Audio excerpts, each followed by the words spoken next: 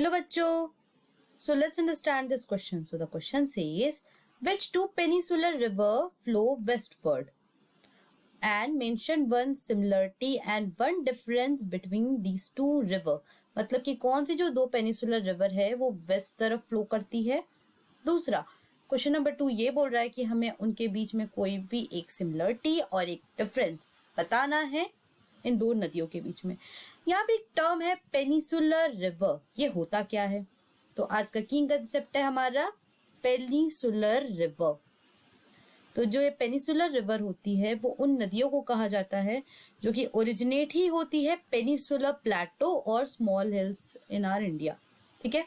दूसरा, इनके बीच में अगर हम डिफरेंस की बात करें तो दो नदियों का नाम क्या है? नर्मदा नदी और तापी नदी. अब पहले हम इनके बीच के डिफरेंस के बारे में बात करेंगे. तो जो नर्मदा नदी है उसका ओरिजिन कहाँ से होता है? अमरकंटक की हिल्स से. और जो तापी रिवर है इनका ओरिजिनेशन कहाँ से होता है? सतपुड़ा रेंज से.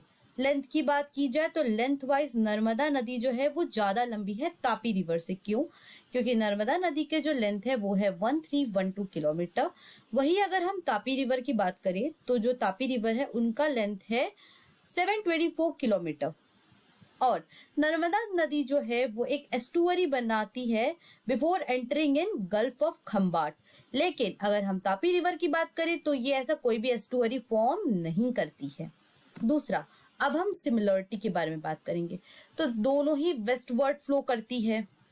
दूसरा, ये दोनों ही अरेबियन सी में जाके गिरती है. वैसे तो हमने पढ़ा था है कि मोस्ट ऑफ जो नदियां है वो बे ऑफ बंगाल में गिरती है, लेकिन ये दोनों नदियां अरेबियन सी में जाके मर्ज होती है. तीसरा, दोनों ही रिफ्ट वैली से फ्लो होती है. So I hope you have understood this question. Thank you and best of luck.